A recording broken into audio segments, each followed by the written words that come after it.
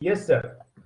In the name of God, the most compassionate, the most merciful, I would like to uh, express my appreciations to Dr. McElwain for accepting our invitation today and for delivering the lecture on interfaith dialogue, a new perspective or a new focus. And I would like to thank to all my friends and my brothers and sisters who are present today in our session and meeting. And I would like to express my appreciation to my brother, Mr. Ahmed Abdullahzadeh Mehne, for arranging the meeting, and I can see him his video. So, Mr. Abdullahzadeh, if you want to say something, you give us a brief introduction of Dr. Thomas, and then shift to him to start his discussion today. Thank you very much.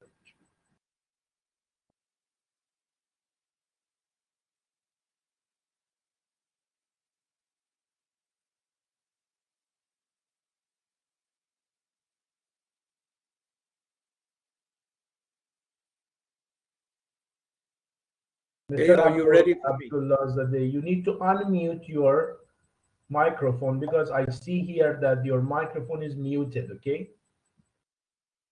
Welcome, Dr. Amiri. Thank you very much for joining.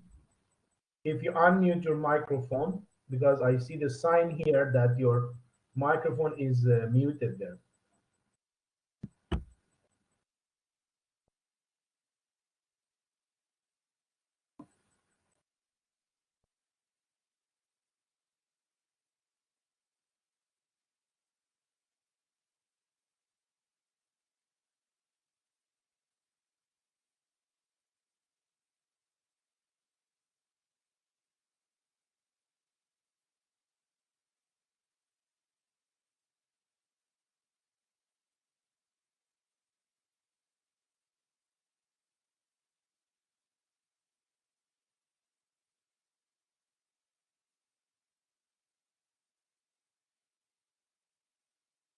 He's trying to type something, I think.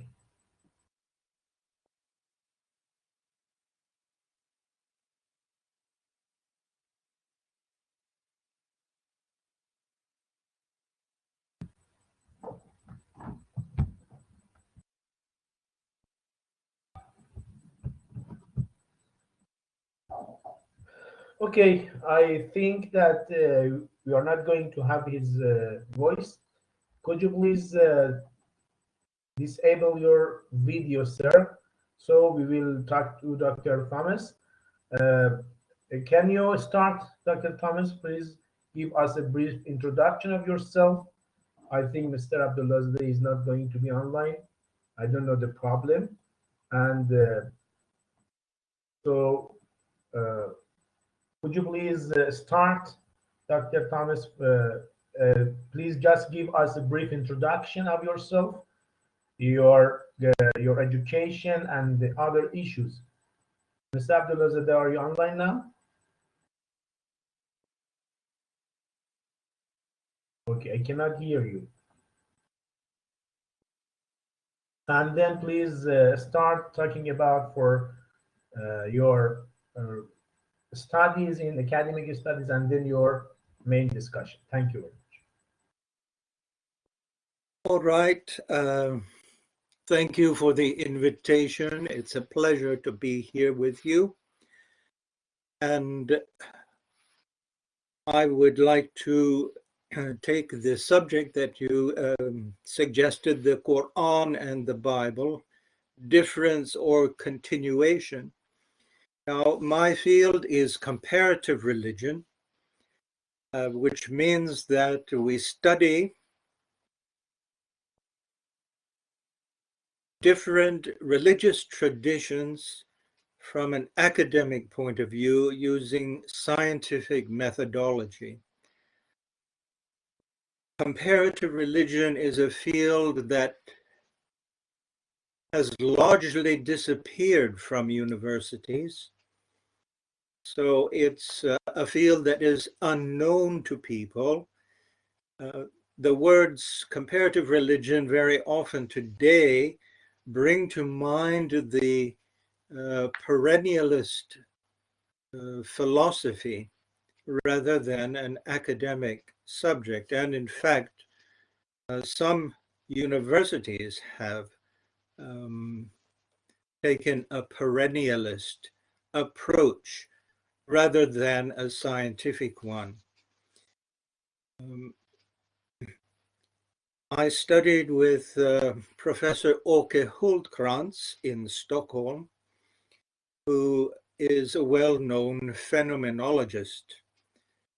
And the phenomenologist methodology is one that approaches what people believe and how they express it. And it does so through three different academic methodologies: the anthropological approach, where the researcher participates in society and makes systematic observation; the archaeological approach, which you are all familiar with; and the historical approach, that is basically the study of texts. These three approaches we put together to establish observable phenomena and classes of phenomena that we can compare systematically. And this is the foundation of our science. And this is the approach that I would use. Now, this subject, the Quran and the Bible, difference or continuation, lends itself to two different approaches: an academic one and an apologetic one. Now, by apologetic, we mean we're talking about people who explain their faith, try to show why their beliefs are correct, in contrast to someone else's. And this approach is appropriate. It's certainly something that we have a great deal of room for in every kind of dialogue. It's a valuable approach. It can be polemic. It can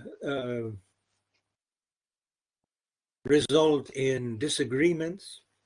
But of course, even academic approaches can be quite violent sometimes.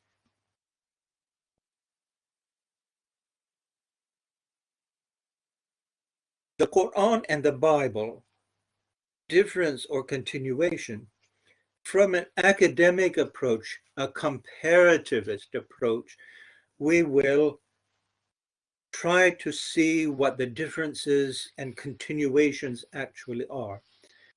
However, someone from an apologetic approach is often very likely to focus on difference. People want to show the difference in beliefs and why their own belief is superior. In comparative religion, we don't normally try to say that one religion is better than another. In fact, we might notice that every religion has its strong points and weak points. Now, I suppose when you invited me to this event, you invited me to engage you in from an academic point of view. And for this reason, I am going to focus on continuation rather than difference. I want to look at things I divided my remarks into 6 sections, hoping that I can avoid rambling. I'm an old man and I tend to ramble. I have so many memories that they begin to come up, and my lectures turn into many hours of rambling. I try to avoid that now and give you something succinct that you can carry away. Now, I have mentioned the academic approach that I would represent. After that, I want to speak about 5 more sections. First of all, I want to talk about the common geographical and historical heritage that the Bible and the Quran have. Thirdly, I want to note the shared monotheism of the ancient Near East. The Bible and the Quran share a monotheism that is a belief in one God, a creator and sustainer of all things. The fourth issue I want to look at are some other fundamental theological things in common, specifically the fact that both the Quran and the Bible include the belief in angels and prophets. We'll look at that more closely. Fifthly, I want to note that the Bible and the Quran have virtually identical eschatology, that is, beliefs in the end time, what is coming, the resurrection, and the day of judgment. I'll look at these issues in a brief way without giving too many references, because I want to focus on the last issue, which is I'll look at with a bit more reference, and that is a particular development of continuity, that is the liturgical text, and the way the practice of prayer is in evidence in the Bible and the Quran in such a way that there is a consistent continuity and development.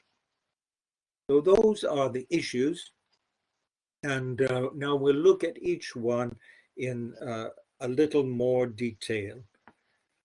And I understand that there's a possibility of asking some questions.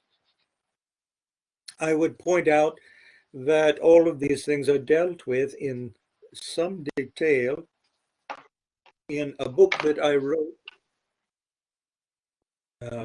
rather many years ago now, which you can find on the website alislam.org, alislam.org website.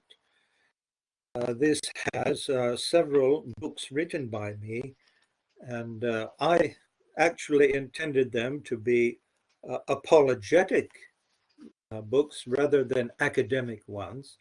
They're focusing on the Bible mostly, and showing how the Bible relates to Islamic beliefs.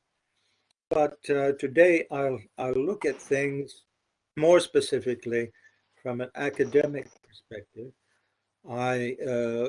Looking at the names of the people who are participating, it seems to me that most of these people are Muslim people.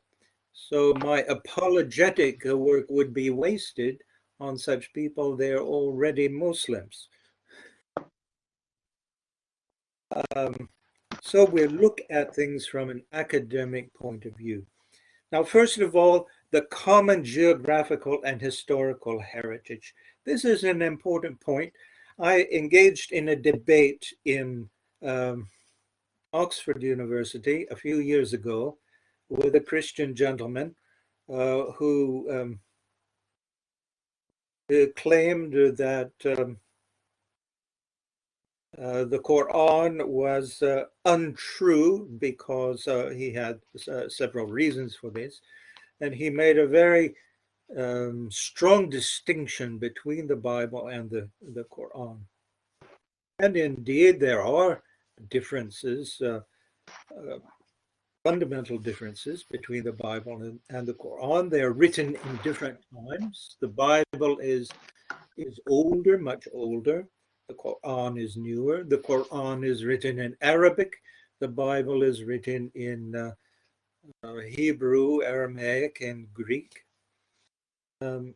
These are differences, obvious differences. But he also made the difference that the Quran quotes material that is not in the Bible, and for this reason, he wanted to reject it. A response to that lecture was that because of these differences between the Bible and the Quran, the points I made had no validity. This was from an apologetic point of view, a faith point of view, but every academic, every scholar would recognize the fact that religious traditions found in the same area have influence on each other, develop out of each other, and have some kind of very real dynamic contact with each other. The Bible and the Quran are both products have arisen out of the heritage of the ancient Near East. They are mother and daughter traditions. And it would be strange from an academic point of view to expect anything else. An academic would require you to find evidence and proof that they have no contact. And the area has thousands of years of trade interest, trade routes crisscrossing the area, bringing ideas from Egypt, the higher Egypt, Ethiopia, through the Arabian Peninsula, up through Palestine, the Fertile Crescent, into Mesopotamia. All of these areas form an area of mutual influence. And for that reason, we're justified in saying that the Bible and the Quran are inextricably attached to one another. If we think of the Christian Bible, it was written through a period of well over 1,000 years by many, many different people in different languages. It was compiled by the Jewish establishment in the first century at the end of the first century Common Era. The New Testament or Christian portions of the Bible was compiled over the centuries following that. And from this point of view also, the Bible contrasts with the Quran. The Quran is produced over a very few years within one lifetime and situation. This is a contrast. This is a difference.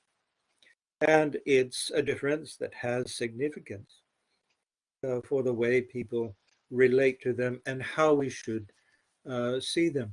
The Bible is made up of different genres, different kinds of texts, while the Quran is written in terms of a revelation from God throughout. The Bible has all sorts of texts. Some of them are like the Quran in being a revelation, and others are more like the hadith or traditions that tell how people acted, what they said to one another, and are stories.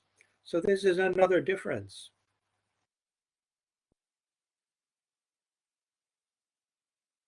Nevertheless, these differences do not at all diminish the fact that the Bible and the Quran have grown out of the same area, the same culture, where the same laws and the same religious motifs to be found in the ancient Near East are in evidence. Now, obviously, the religions, cultures, and religious motifs in the ancient Near East are very complex and vast. The Bible and the Quran draw from those motifs, but they select the ones that are acceptable. There's polytheism in the ancient Near East, very prevalent polytheism. The Bible and the Quran reject that. And this brings us to our next point, the shared monotheism of the ancient Near East. The Quran is a continuation of the Bible option and choice to foster, maintain monotheism, the belief in one God, in contrast to, in opposition to polytheism. Now, many people, Christian theologians, scholars, maintain that the Bible shows a development from polytheism through monolatry, that is, worship of one God, and from monolatry to monotheism, that is the belief that there is only one God, and then from monotheism to Trinitarianism. This is based on the old 19th century concept of cultural evolution. This has been rejected in anthropology, but theologians continue to follow this old pattern of thinking.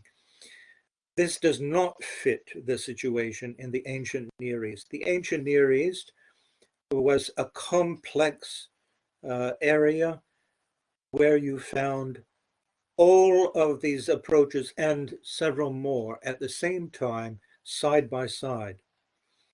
There was monotheism in the ancient Near East in various places alongside polytheism and other views.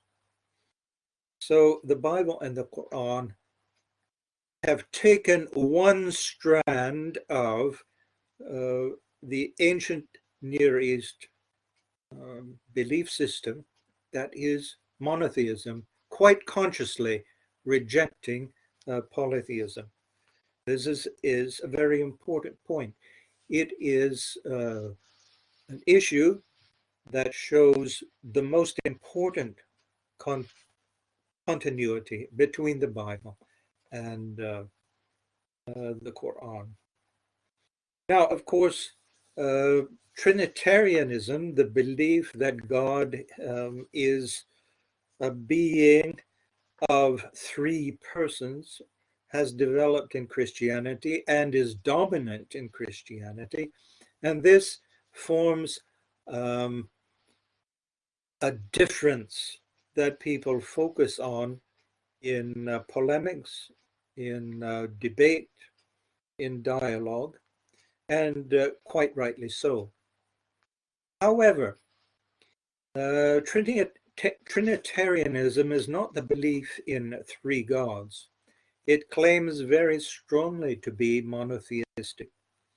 And as such, it does not diminish the fact of continuity between the Bible and the Quran. Trinitarianism, of course, from the point of view of belief, is a central and important issue of difference. Muslims tend to believe that the Bible teaches the doctrine of the Trinity because they kindly accept the Christian claim that it does so. However, the doctrine of the Trinity developed largely after the Bible was written and while it was being compiled. The text of the Bible itself is more easily interpreted from a Unitarian standpoint. There are some texts in the New Testament that are ambiguous, that Trinitarians use to support their view, but most of these are in the Gospel of John or the epistles of John, the letters of John.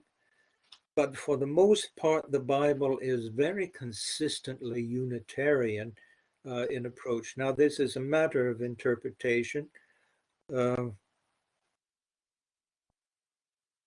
Still, there are Unitarian communities within Christianity who very strongly maintain an interpretation of the Bible that is completely Unitarian, having a similar concept of God as you find in Islam and Judaism.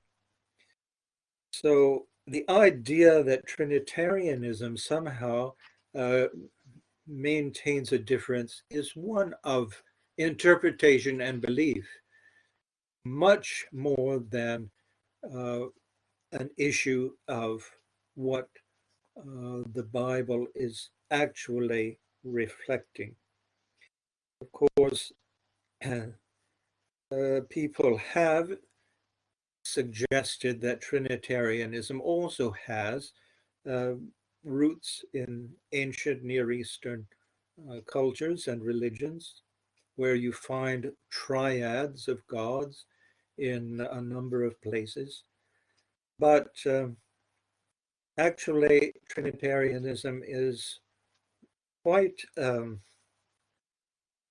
an ingenious development from Hellenistic philosophy that the Roman population was interested in accepting for political reasons very much. It is not really so historically attached to the ancient Near Eastern culture, religion, or traits. So those are some ideas about continuity of monotheism. I would make a final point on that. The Bible and the Quran show a continuity in monotheism that we see in the words used for God, the names of God, the words for God. One of the most used words in the Hebrew scriptures is Elohim, which has the same radical as Allah. These are two Semitic languages, Hebrew and Arabic. They focus on the name of God or a word for God that has the very same radical. The Bible, in especially the book of Daniel, using the Aramaic term Allah, is, this is a common term in Aramaic in the Bible, Allah. The Hebrew word Eloi is also found throughout the Bible, but very commonly in the book of Job, scores of times. And it is precisely a cognate of the Arabic word Allah. Eloah, Aleph, Lamed He, or Alif Lam Ha. That is, the Bible and the Quran refer to Allah as God. This vocabulary, Semitic vocabulary, is an absolutely incontrovertible fact that shows the continuity between the Bible and the Quran. The Bible, as it is written in Hebrew, as we have it today, is an expression of faith in God who is called Eloah or Allah, spelled in exactly the same way. Now I go on to the next point, other fundamental theological commonalities. I'm taking specifically angels and prophets, while the monotheism, the monotheistic strand, is for Muslims the most important gauge of continuity. Looking at these other pillars of Islamic faith, we find indications as well. Now, the belief in angels is very much, according to scholars, dependent on ancient Persian beliefs. This is very ancient. Scholars differ on how old the belief in angels actually is. But this is an Iranian motif that has spread into the Semitic area. And we find this belief in angels developing in the biblical tradition. It's not even throughout. It begins small, but already at the beginning of the Bible, then it grows into mentioning some names. The Bible, narrow canon of the Bible, has a reference to Gabriel and Michael, that is Jibril and Mikael. But if we take the deuterocanonical books that are accepted by the Roman Catholic Church, the Orthodox Church, we also must add Raphael and Ariel. These are precisely angels named in the Quran. Jibril, Mikael, Israfil, and Azrael. So the Bible and the Quran actually mention by name the same angels. Angels serve in the Bible as messengers, just as we see in the Quran. The Quranic description of angels is somewhat more detailed than the Bible, but this is to be expected because the Bible itself shows a development. The belief in angels becomes more precise over time and reaches a pinnacle in the Quran as being more detailed.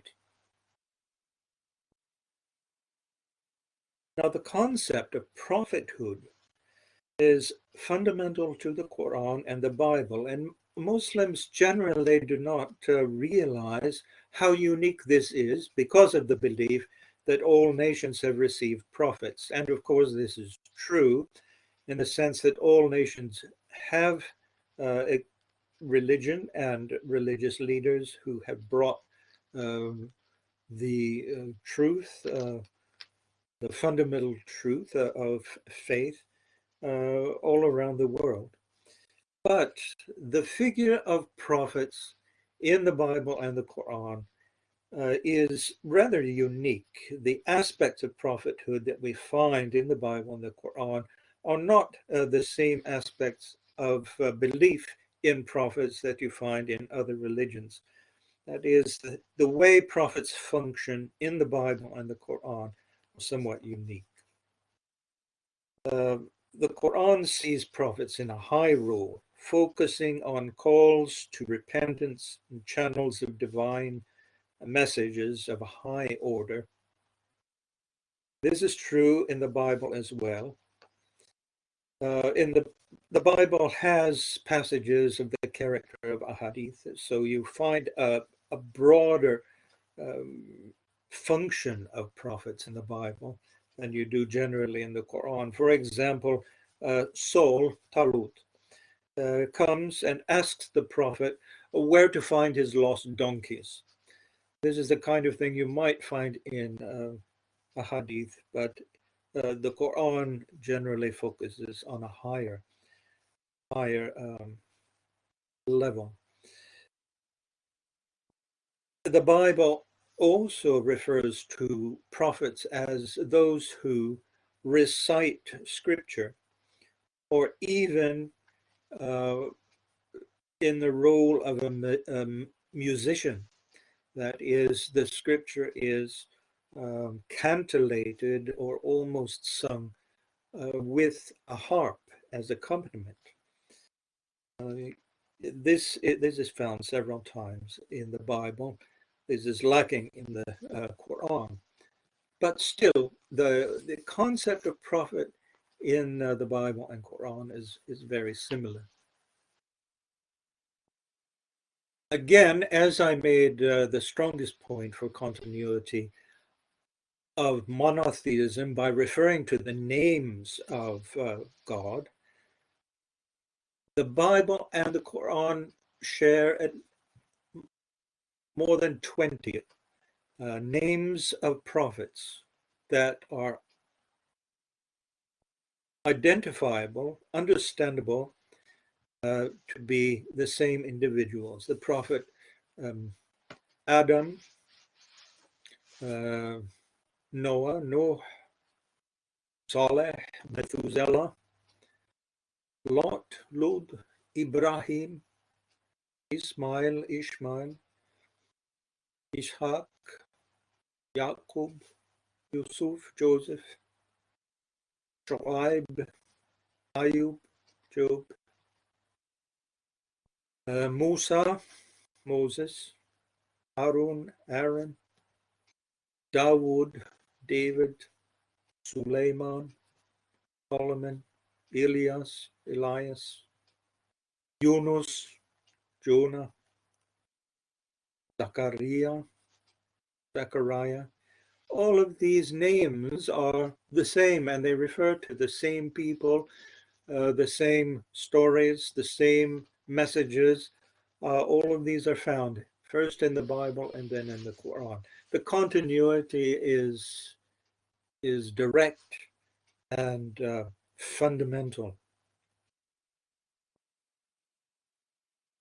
The issue in the New Testament is that Jesus is predicted in the Hebrew Scriptures, and much of the New Testament focuses on reading these predictions of Jesus into the Hebrew Scriptures. We find Muslims doing the same thing, finding predictions of the Prophet Muhammad in the Hebrew Scriptures and in the New Testament itself. Of course, that approach itself is perhaps not scientific. It's a faith approach. Prediction is generally a faith concept rather than a scientific one. But interestingly, the contention that Muhammad is predicted in the Bible has an even firmer foundation than any prediction for Jesus, because there's a possibility of referring to the Hebrew cognate Hemda or Muhammadim in one passage. So if the Bible predicts Muhammad, his coming and his ministry, It does it by name, which is not the case for Jesus. In fact, it's easier, I believe, to evidence Islamic belief and practice on the basis of the Bible than it is to evidence Christian belief and practice on the Bible. If Muslims studied the Bible with the purpose of showing that it teaches their beliefs, they would find more evidence for their own beliefs and practices than Christians find for theirs. Now I go on to my fifth point, and that is the virtually identical eschatology, end of the world beliefs. The issue of resurrection and judgment is within the same pattern of continuity. Time is going quickly, so I just mentioned this, and I've been very brief in what I've said so far. Anyway, resurrection and judgment, and all of the configuration of beliefs in what is to happen in the future is very similar in the Bible and the Quran, and even in Islamic belief, popular Islamic belief, and Christianity. In many ways, both Christianity and Islam go somewhat beyond the text. There's more detail in the belief and practice than you find in the books themselves. In terms of eschatology,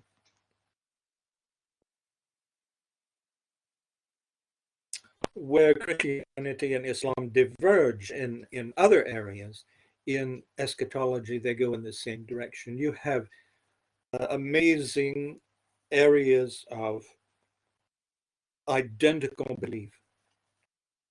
Practically everything that Muslims believe to take place in the future has a parallel in Christian thought as well as in the Bible. So we can say that the pillars of Islamic belief, monotheism, belief in angels, belief in prophets, the inspired books of Revelation, day of resurrection and judgment, are all absolutely central to the Bible and in a fundamental way.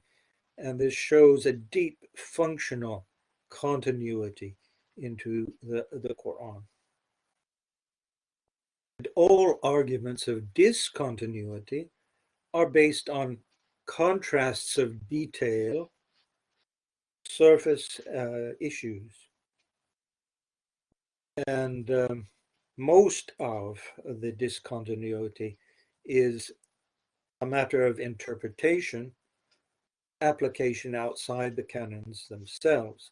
Islam and Christianity certainly differ in many points, even though I've often pointed out that the basic issues in Islam, the 5 pillars of belief, belief in God, angels, prophets, books, and the day of resurrection, all 5 of these beliefs are still central to Christianity, shared with Christianity. So these fundamental things form a continuity from the Bible into the Quran, from Christianity into Islam. Now, I wanted to look more fully at a particular development of continuity for the purpose of showing that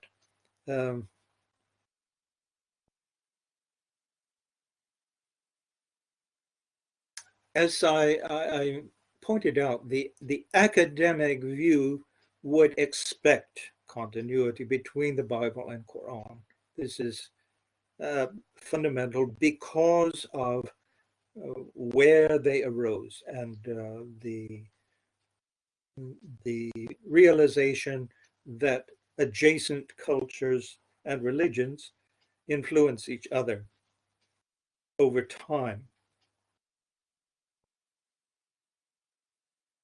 But the academic point of view would not be necessarily to show this continuity, but rather to show how this continuity is expressed.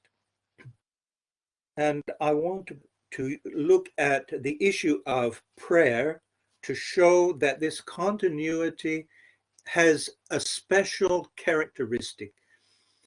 In the Bible, prayer is essential, central, as it is in Islam, but prayer, the liturgical text of prayer, that is what you say when you pray, in the Bible is complex.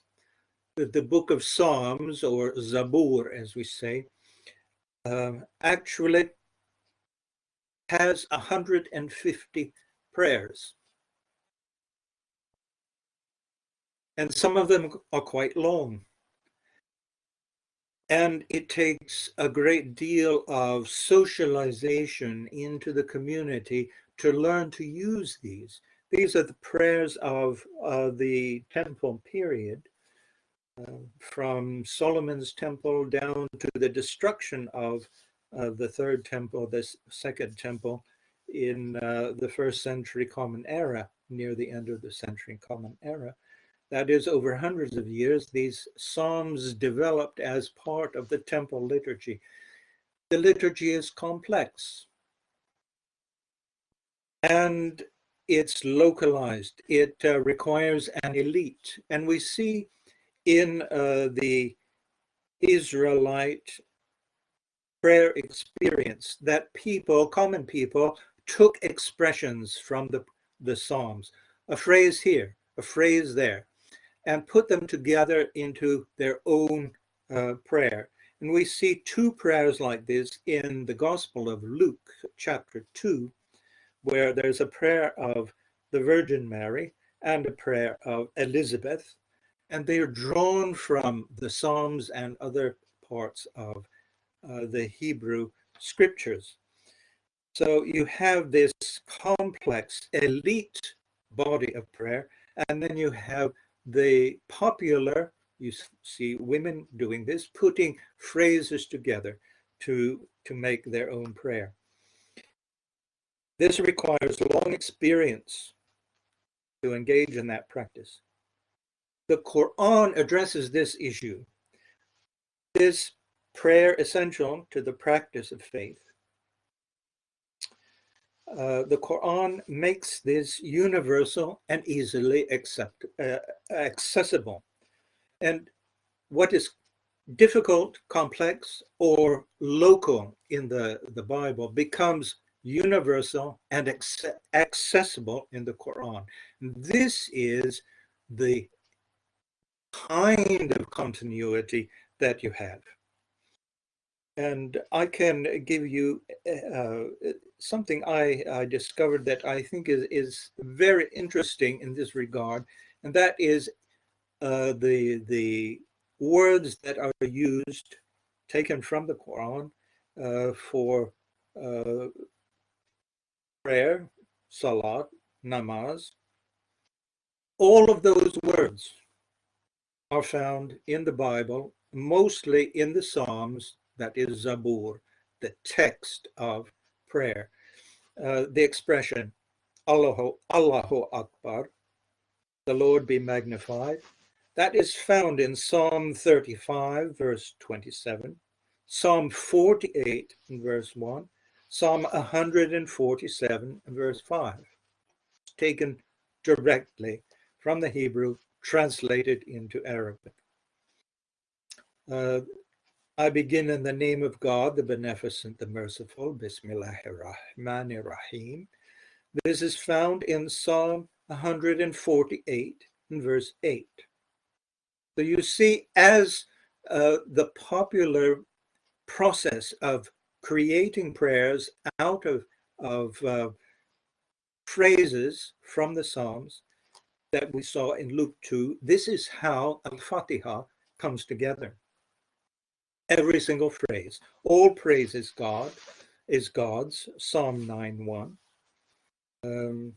Lord of the worlds, Maliki Yawmiddin, as found in Psalm 90 and verse 2 and Psalm 10, verse 16.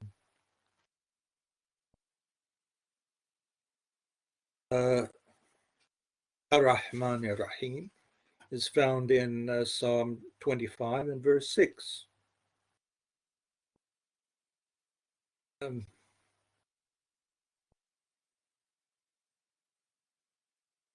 Yes, Master of the Day of Judgment, Maliki Yawmiddin, also in Psalm 56. Thee alone do we worship, of thee alone do we ask help. Psalm 30 and verse 8. That is, guide us on the right path. Psalm 27 and verse 11 and 25 verse 4. And the path of those upon whom thou hast bestowed thy bounties, Psalm 31 and 19. Not the path of those on whom fell thy wrath, nor of those gone astray, Psalm 28:3. You see, every expression in Al-Fatiha is translated directly from one of the Psalms or several of the Psalms where it's repeated, put together into a simple, accessible, universal form. What was difficult in the past with an immense body is all succinctly, simply put into a brief text that summarizes the whole Zabur. This is more than ingenious. From a faith perspective, one can only say it is divinely inspired. How the beautiful, complex, highly elite temple worship is all crystallized into one small text to be used in prayer, universally, easily accessible. That is, we find this continuity from the Bible goes from the complex, elitist, local, into the Quran, where it becomes universalized and universally accessible. There's a simplification of complex things. Things become easier in the Quran that were difficult in the Bible.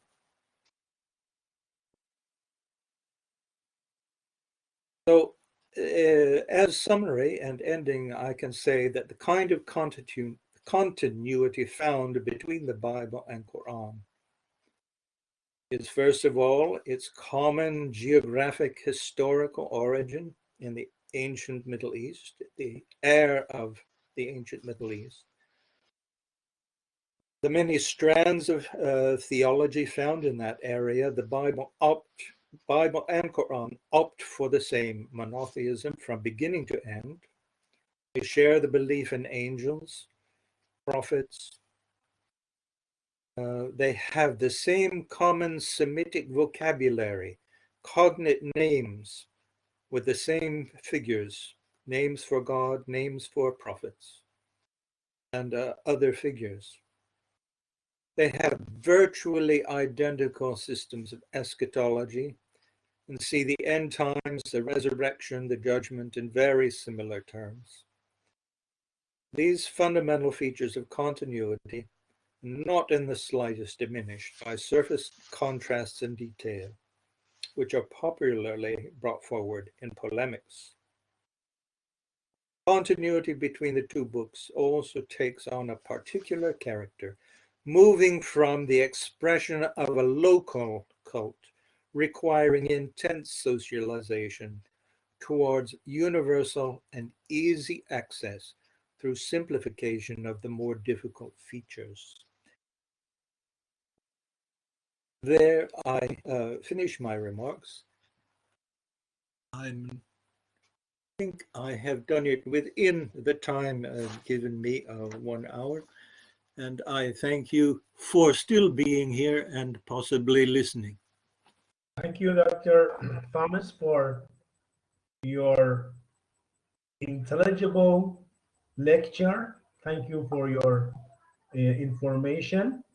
I would like our friends to just raise their hands or just type down here. And if they have got any questions, please turn on their microphones, but please one by one, so that our connection is going to be to remain safe. So please raise your hands or just type here if you have any questions from Dr. Thomas. Please ask your questions briefly, because we are in short of time really, and we have going to leave our session on in about 30 minutes at most. So please ask the professor if he thinks that reading the Quran alone is useful for Muslims and non-Muslims, or surely we should also know about the Bible. In other words, does the knowledge that the Quran gives us eliminate the need to study the Bible? Now, this is a faith issue. It's not an academic one. And so I will give my opinion.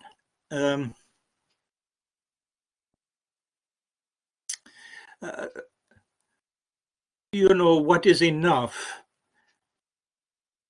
Maybe you don't need the whole Quran. Someone says that Al-Fatiha is the mother of the book. Maybe just Al-Fatiha is enough. Or in the Bible, maybe just the 10 Commandments are enough. But I would point out, I think there's a problem with how people read the Bible. I think the Quran gives very specific instructions on how to read the Bible, what to watch for, what kinds of dangers or errors there might be that you might run across. The Quran makes all of that very, very clear. The Quran gives, if you go through the entire Quran and every time the Bible is mentioned, pull out that text, put them together, and you will get a list of principles on how to read the Bible. Reading the Bible is your choice. You can read it, but I believe it should be read the way the Quran says to read it. And I do not intend to offend anyone by saying what I am about to say. I'm afraid that many Muslims are not following the Quran and how they read the Bible, but are following liberal Christian theologians who are actually deists. They're following people who are theologians, scholars in theology, Christians with liberal ideas, rather than following the Quranic approach. And I think this is very unfortunate. Of course, it adds to the confrontation between Muslims and Christians. Confrontation is very good when it's a matter of learning about another person's faith, because this reduces violence. I think violence is a very something to be avoided, and faith dialogue helps to diminish violence. But in any case, I think the Bible should be read through the guidance of the Quran, rather than through the guidance of Christian theologians. And I could name a few that the Muslims seem to admire a bit too much. Okay. Dr. Amiri, do you want to raise your questions? You want to read it or you want to talk? Do you want us to read it for you, or you want to talk? If you want to talk, please I turn on your mic. see questions here. Okay. Can I ask my question verbally? Yes. I might need to hear it repeated, but of course it can verbally if you can get it to come across. So, sorry, it may be a very general question. However, to what extent the teachings or concepts or recommendations and orders of the Bible and the Quran are the same? To what extent? Well, you know, the Bible and the Quran are both susceptible to interpretation. I myself have written a book, actually 3 books,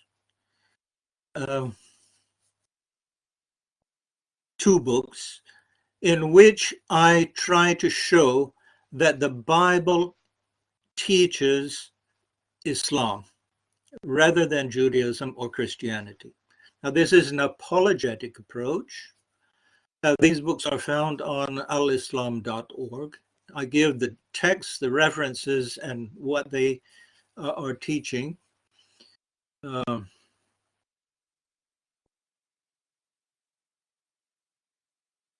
Essentially, every practice and belief of Islam is found in the Bible. This is not true of Christianity or Judaism. Both Christianity and Judaism have practices and beliefs that are not found in the Bible or actually conflict with the Bible. Whereas every belief and practice of Islam is found in the Bible as I read it. Now, other people may read it differently, but at least that has been my experience. Okay, thank you, Doctor. The next question is that I would like Mr. Wayne to expand on how Muslims aren't reading the Quran properly in terms of listening to the liberals, as he mentioned. I don't mean that they are not reading the Quran properly. I mean that they are not reading it at all. They are not following the Quran as they relate to the Bible. They are following liberal Christian scholars, and specifically they latch on to liberal Christian scholars to prove that the Bible is corrupted, and use this both in polemics and in debate. Okay. The Quran has a whole list of approaches how to read and interpret the Bible. And if you read the Bible, I would suggest to follow the Quranic instructions on how to read the Bible. And it's a matter of picking them up from the Quran and applying them. For example, it talks about Jewish scholars hiding aspects of the Bible.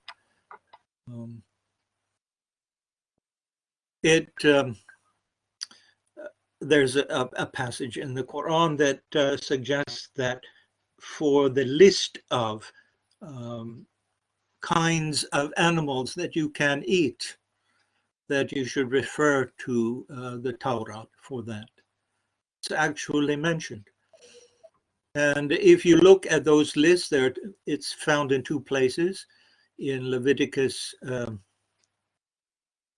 11 and Deuteronomy 14. And if I don't err, and you will find that this is identical to the list of animals found among specifically 12 Shia Islam today, or of course Akhbari as well. Okay, thank you very much. Of course, I think this question is general and it takes a lot of time to answer. How could we interpret the infallibility of the prophets according to the idea of continuity?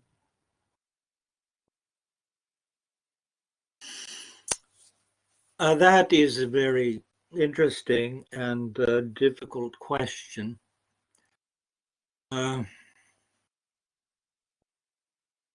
You know, even in the Bible, there are passages that deal with this.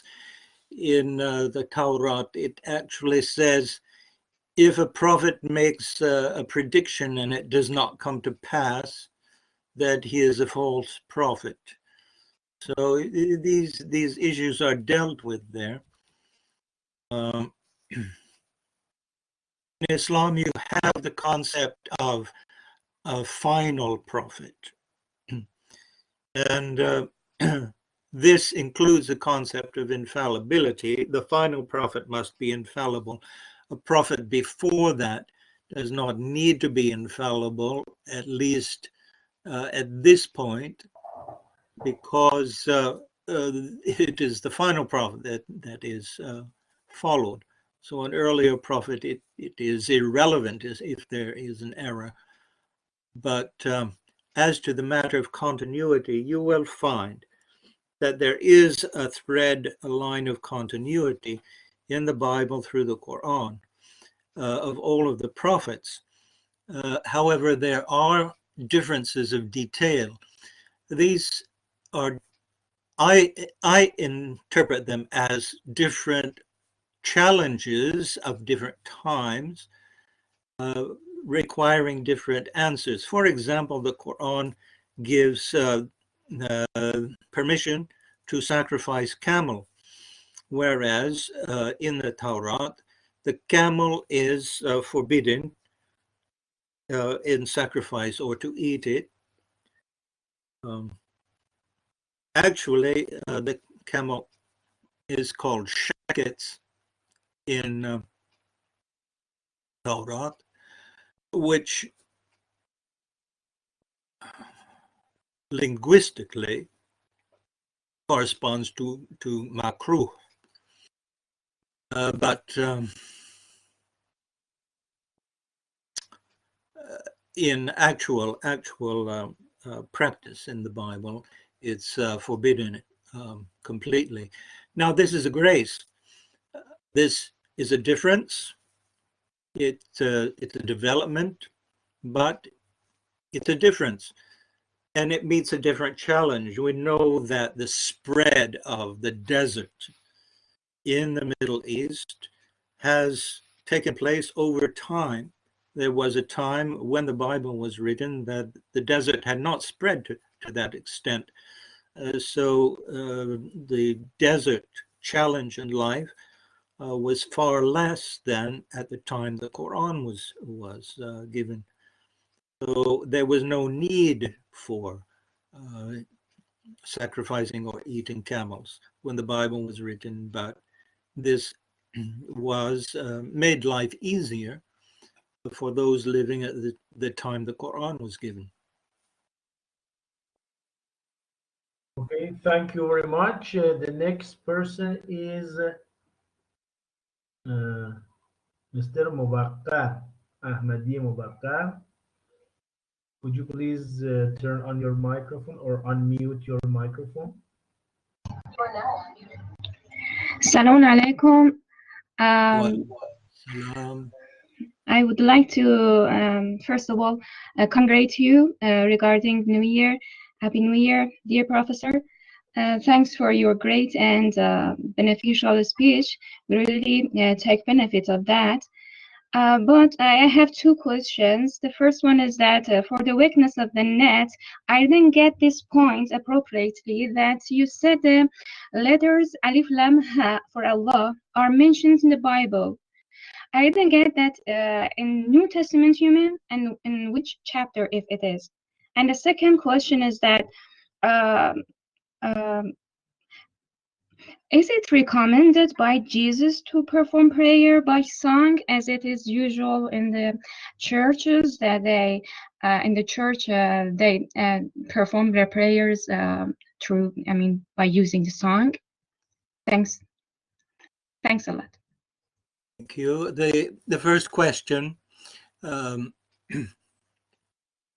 New Testament has come down to us is written in Greek. There is no Aleph, Lam, Ha in the New Testament. In Hebrew is a cognate language to Arabic, that is their sister languages.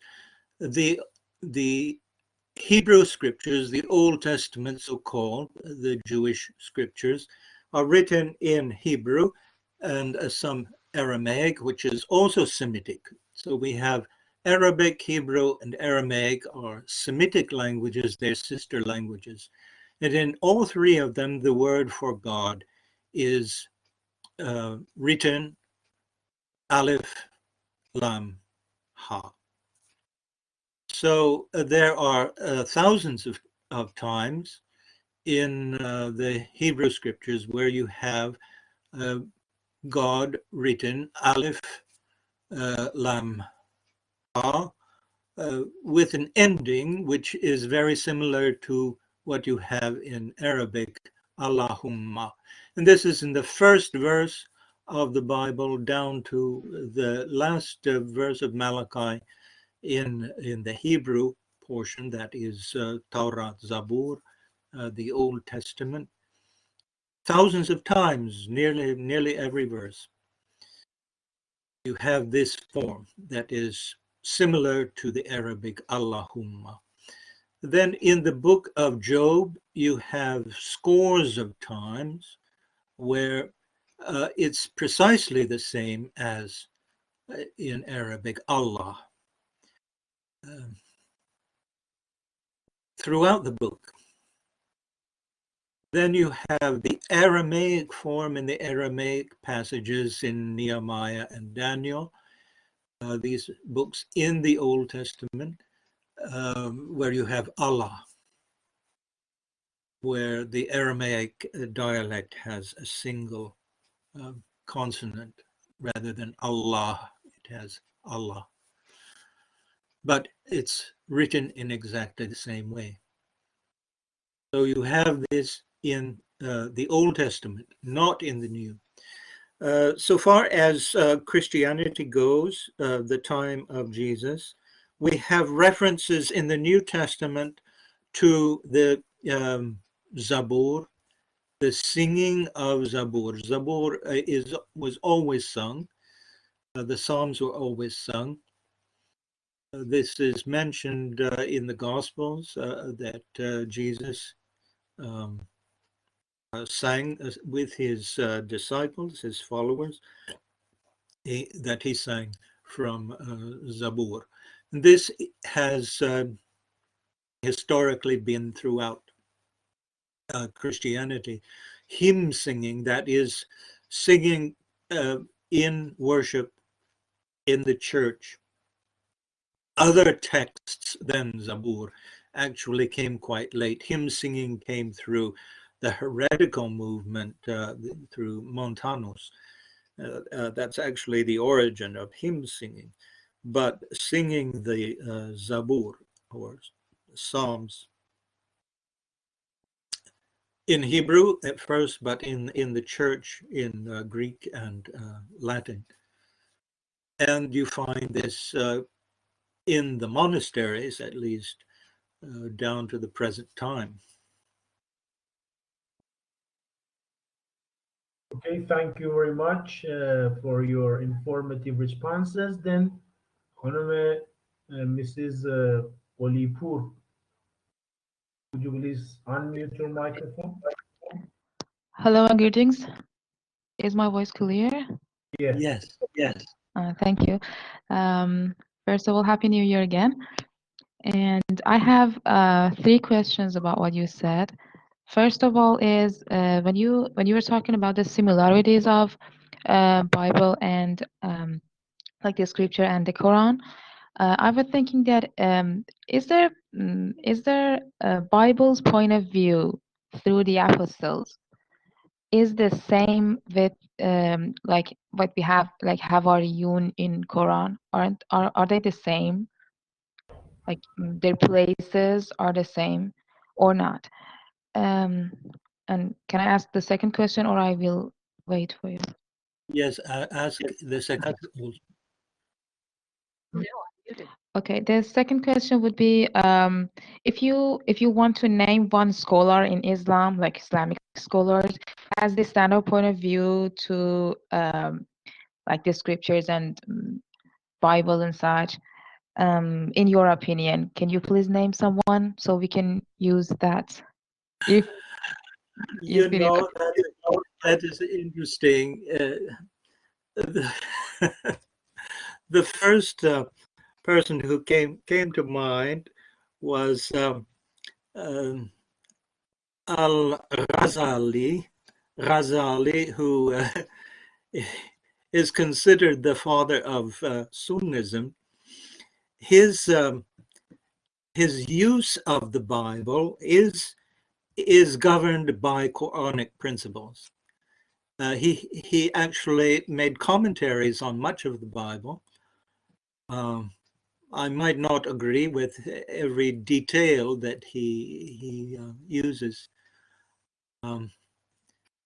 Al-Ghazali is not very popular today among Shiites. Of course, there's an antipathy to him, but Sunni people do not read or follow him. And yet, I think his work is valuable. It came to mind, first of all, in terms of how he relates to the Bible. I think he has a healthier view than modern scholars. Today, you know, what I presented of continuity between the Bible and the Quran does not really fit into the agenda of faith dialogue, interfaith dialogue. People are looking for differences, and it's not much use to find commonalities because the purpose is to affirm our differences, especially today. In my lifetime, I've seen the confrontation between people becoming sharper, more distinct, not just politically, which is pretty obvious today, but also in the religious realm. So the things I present are not very practical for apologetics. I give an example, which is one of my very few discoveries. That is on the binding of Isaac in the book of Genesis. That is, Isaac is laid on the altar of sacrifice in the book of Genesis. In Islamic tradition, the passage in the Quran is interpreted to mean that Ismail is sacrificed or taken to be sacrificed rather than Isaac. My view as an anthropologist is that this passage in Genesis is a description of rite of passage liturgy, in the sense that the scholar Van Gennep, he is the one who came up with the idea of rite of passage, and he saw this in religious traditions all around the world. You have a mock sacrifice of the young man, and then he is resurrected as he is not actually killed. It's a pretend killing in a ritual. And in the Bible, you have this redemption of the firstborn. And in the biblical story, and Islamic tradition also recognizes this, Ismail is the firstborn of Hagar, Hajir. So he would also go through this rite of passage, this mock sacrifice and resurrection. And when Isaac attained the same age, he would go through it too. So it shouldn't be an either or, but it should be both and. This doesn't serve the purpose because the Jewish proponent wants to affirm it was Isaac and Isaac only. The Muslim wants to argue, well, it was Ismail and Ismail only. If I bring a scientific explanation of why it is both, then there's no more argument. And so what can we say? Since we want to argue, it doesn't serve a purpose. I've forgotten now what your first question was. I started rambling. I'm so sorry. Excuse me for that. I asked if there's similarities for Bible's point of view through the apostles and in Quran. Like if Quran and Bible looks at apostles in the same way or not. If they look at what in the same way? Look at the apostles, like Al-Hawariyun. Yes. Yeah. Do you mean the apostles in terms of prophets generally, or the disciples of Jesus? You mean prophets, apostles, messenger, Rasul?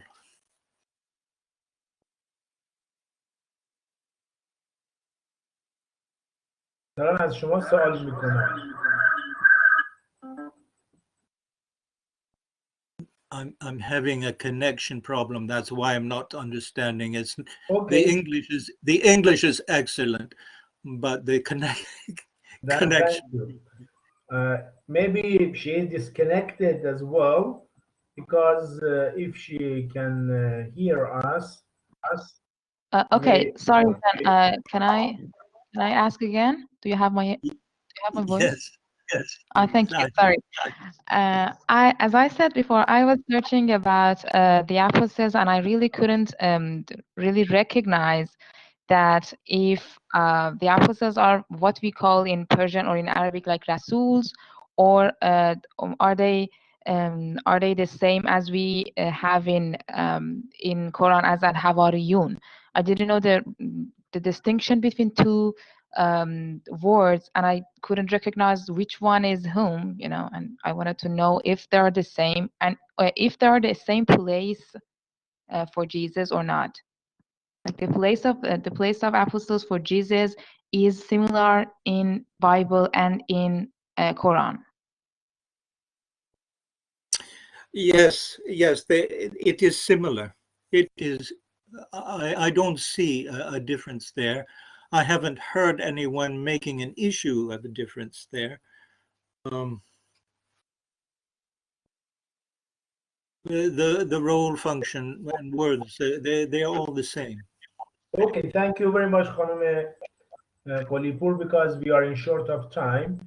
Dr. Thomas, one of our friends, and maybe some of our friends, asked if you would like to share us your email address.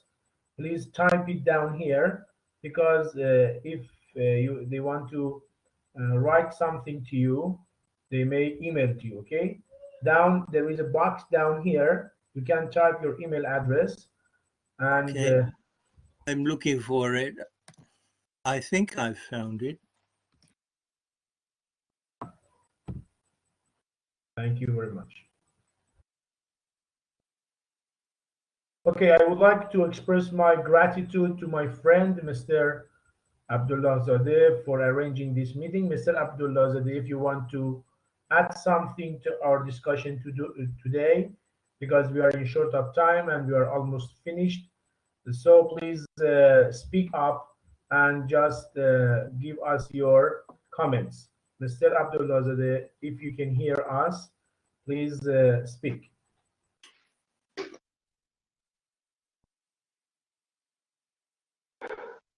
Yes, Assalamu alaikum. Are you hearing me? Yes, sir. How are you? Alhamdulillah. Assalamu alaikum to Dr. Thomas McElwain, though he prefers to be called and known as Ali Heydar among Muslims. So I usually address the doctor by Brother Ali Heydar.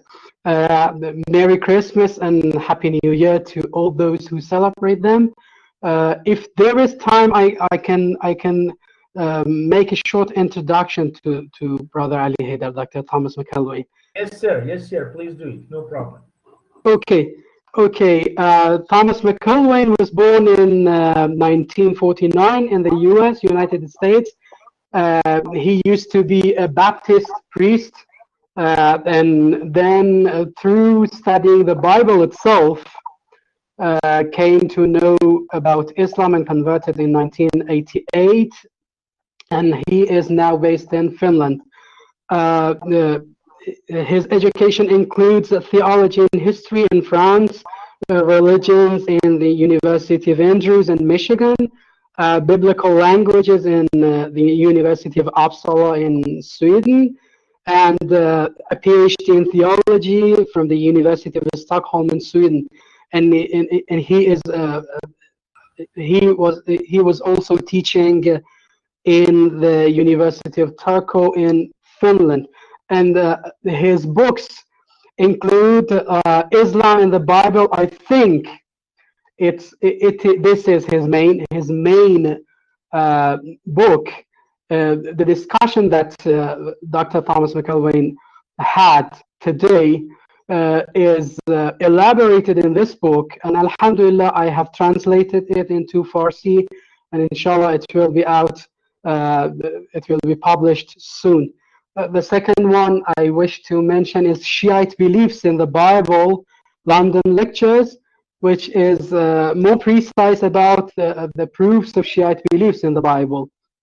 Then we have Secret Treasures of Salat. It's like a literary work about Islamic prayer, Salat, Namaz.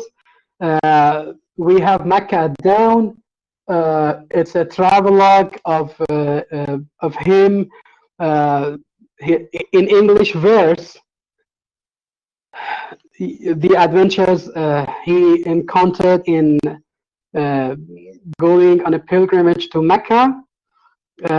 Another one is Invitation to Islam. It's like a handbook for those who are going to preach Islam globally, and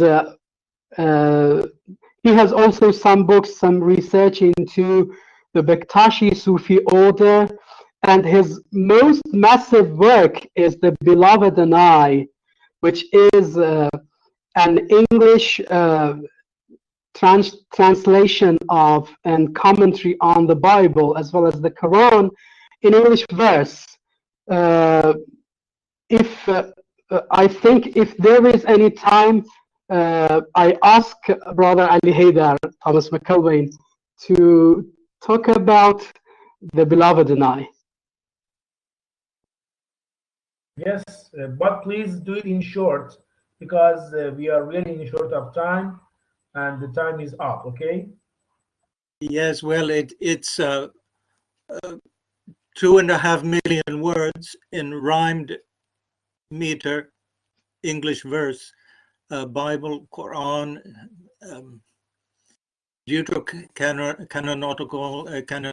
canonical books, the books from the Ethiopian Bible, Enoch and Jubilees, all with commentaries. So it's comprehensive life work. Okay, thank you very much. One of our brothers raised his hand and I couldn't see. Please, Mr. Husseini, turn on your microphone and your webcam and ask your questions shortly and briefly so that we can finish our session on time. Mr. Hussein, do you have my voice? Can you hear me? Yes, sir. Can you hear me? Yes. Okay. Mr. McElwain, I would like to ask a question about. No, Mr. Sedruhullah Husseini, you please. Sorry, brother, Mr. Husseini Sedruhullah raised his hand. I asked one of your questions. After him, if we have time, we are at your disposal, okay? Sedruhullah, please. Okay. Sorry, brother. Thank you. Welcome, sir. I would like to welcome Mr. Yazdani for joining us. Sedruhullah, please turn on your microphone and ask a question.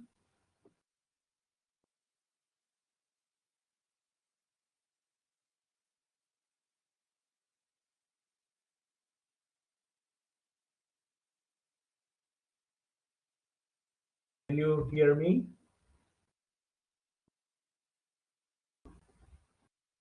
Sedruhullah?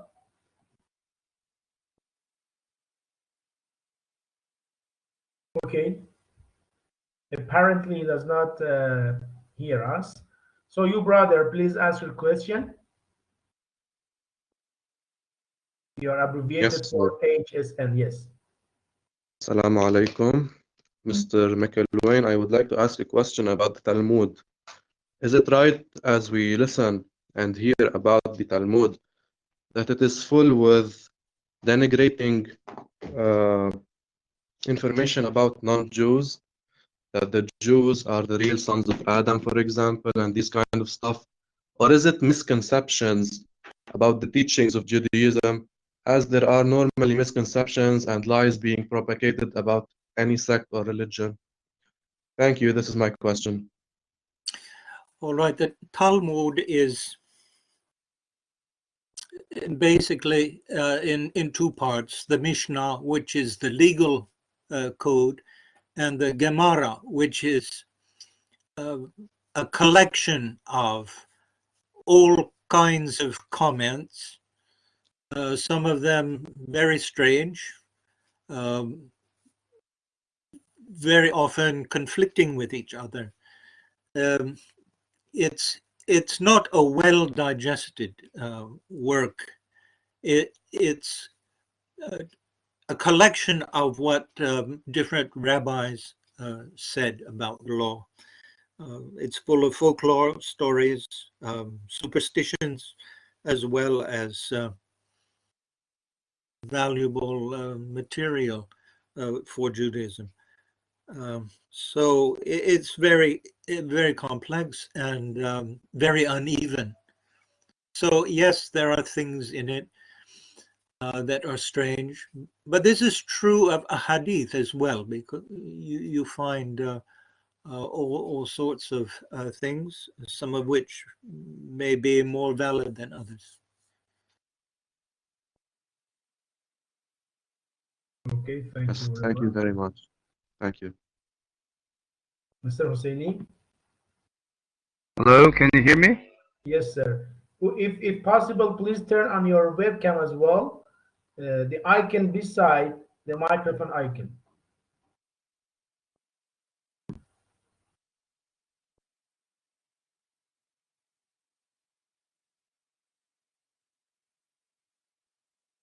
It says that it's not allowed to continue with the webcam, brother.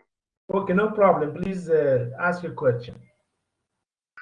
Assalamu alaikum wa rahmatullah, dear respected brothers and sisters, and salamun alaikum and hello, doctor.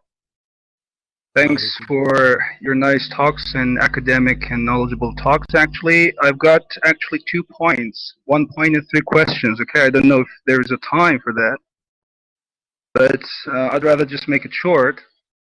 First, the first point is about the commonalities that you mentioned. It's so great. 2 days ago, I had a lecture and just talked about the commonalities between the Islam and Christianity. Not only there are actually commonalities and similarities a lot, especially in principles, but also we have to attach to the commonalities because the very important issue that Adventism and the reappearance of Jesus and Mahdi because of this matter, actually, we have to, Islam and Christianity, get connected with each other in principles and similarities, actually. But one point you mentioned, Doctor, about the prayers in Zabur and Psalms, okay? That you said about 150 prayers we've got in Psalms, in a way that, for example, in Islam, we have one type of prayer. Actually, what I understand as an Islamic student, I understand that in Islam also we have different types of prayers, because the word prayer in Islam is in English, actually, it is equal, and the equivalent word for prayer in the Arabic literature and the Islamic literature is salat and dua. So we have one special type of salat and different types of prayers, hundreds and maybe thousands of prayers we have in different books of dua. For example, Sahifatu Sajjadiyya, Mahfatihul Janan, and you know that. So the word prayer is an equivocal word, actually. Its equivalent is salat and dua. The second, actually, point, which is as a question, is this, that's, Doctor, I want you to answer. You said there are ambiguous texts in Bible that connote Trinitarianism, okay? In the Bibles, especially St. John, I suppose you mentioned. I wonder why the different sects of Christianity, Orthodox, Catholics, Protestants, they believe, for example, in Trinity, though the number of the verses or the texts, ambiguous texts, are very low in different types of Bibles. Why they are not, if there are, for example, a bigger bunch of Unitarian actually texts in Bibles, why they are not attaching to the unity of God, rather they select and choose this type of approach, which is Trinity? This is one question, because you said that there are some very few actually ambiguous verses and texts in the Bible. The second question is that, which is very important, I previously was searching for the differences and similarities between Islam and Christianity. I just found, I know, I say it and I mean it, that there are differences in principles and also in actions. But what I say is that the differences in principles are also highlighted in bold. You know that? I myself actually believe that the Bibles, not the one Bible, the four Bibles, of course, I have a different perspective over St. Barnabas' Bible, okay? I mean St. John and Lucas and Matthew, these types of Bibles, actually, they are actually eclectic books, that there are different types of controversial and sometimes contradictory issues in them. So, the book of Bible is the book of guidance, not an academic book, not an academic book that everybody should read it, not a storybook. Everybody refers to Bible, to Quran, as the book of guidance and leading. So, we say there are many differences also in different Bibles, and the differences and sometimes very crucial contradictory issues that leads to eclectic ideas for the one person. You know what I'm saying? I wish I'm clear enough. For example, some differences are like this. Jesus is the Son of God. Okay, it is accounted, it is enumerated as the Son of God he is. Eve, she was the first who deceived by Iblis, and then, for example, the Adam. Sins are not forgiven, about the eschatological studies in the Bible. Sins are not forgiven. Rather, Jesus' mission is to redeem humanity's sin through his blood. You know, in educational atmosphere, how effective this ideology is if somebody follows this type of ideology. However, in Islamic perspective, it's totally vice versa. Attaining salvation by believing in Jesus as the only begotten Son of God, for example.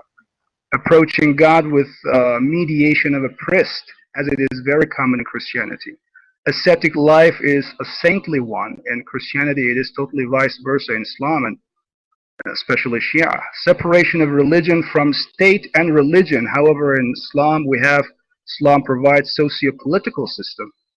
And the last, of course, is this: Bible contains irrational beliefs, crude science, and indecent tales.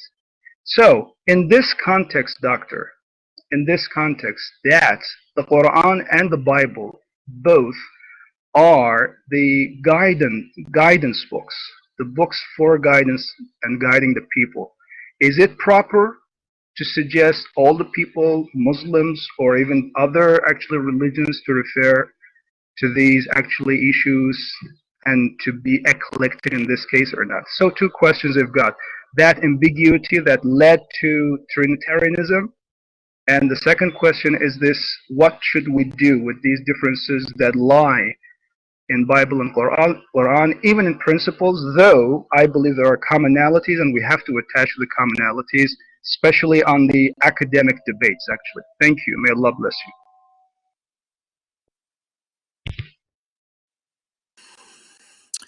Two questions. The first relates to ambiguous texts.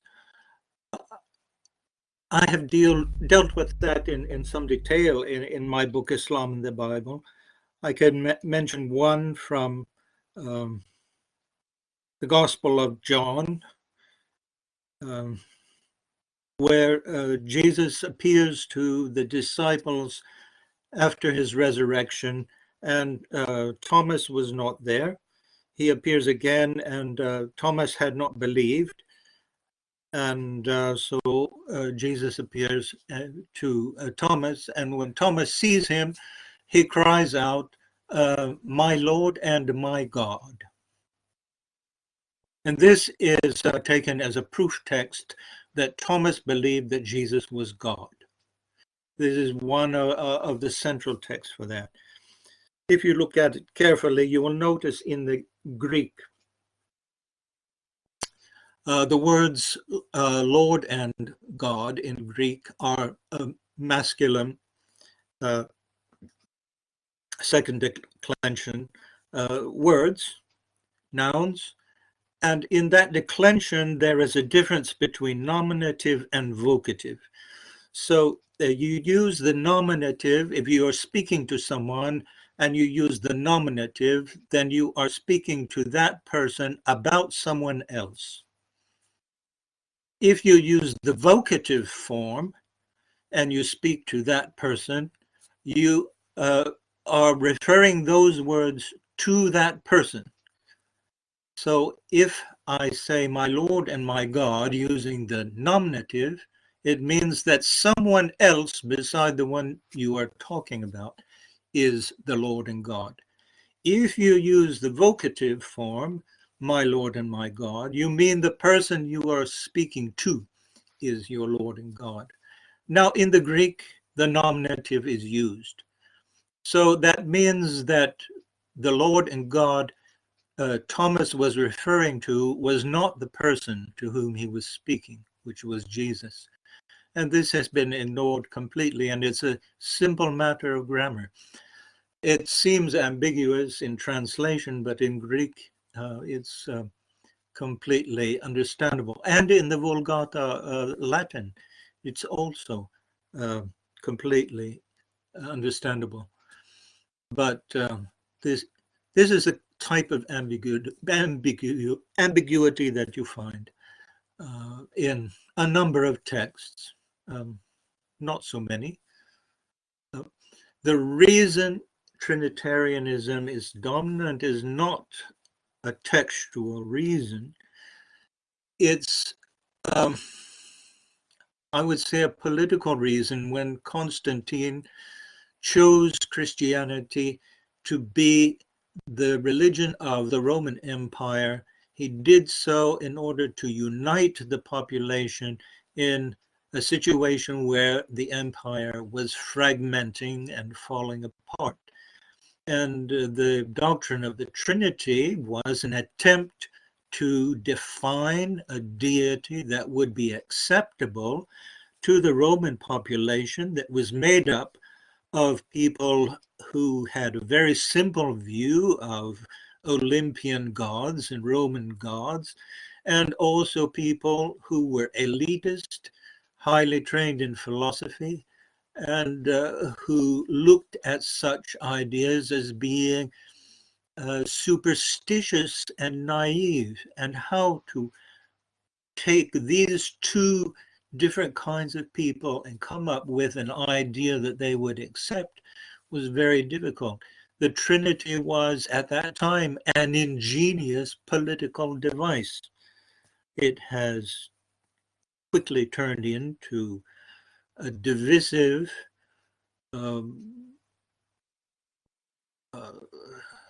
instrument that caused Christological warfare, to the point that people were killed en masse because of divergent beliefs around the Trinity. But in the origin, it was quite ingenious politically. What to do with textual diversity in the Bible,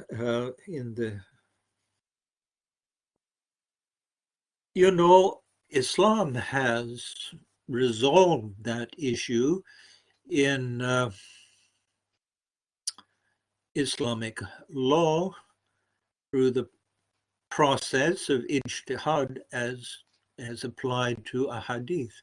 A hadith is certainly as diverse, full of ambiguities and even conflicts, and as the Bible. And scholars have achieved remarkable consistency, legal consistency, on the basis of that. So it's a problem with a historical resolution. I'm not sure if I can say more, because the question is so complex. There's so many issues involved, many of which you brought up. Many of them are issues of religious practice rather than the text itself.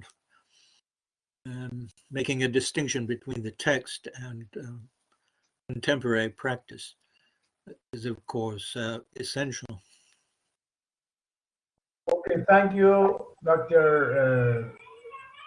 Thomas, for accepting our invitation. It was a very brilliant and informative discussion. Thank you for staying a long time over there, and thank you for sharing too much information, too much informative information.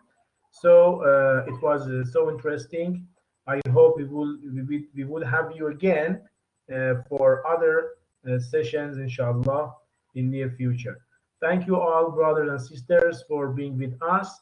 Hope to see you in our next discussion meetings. Thank you very much. Goodbye. Have a good time.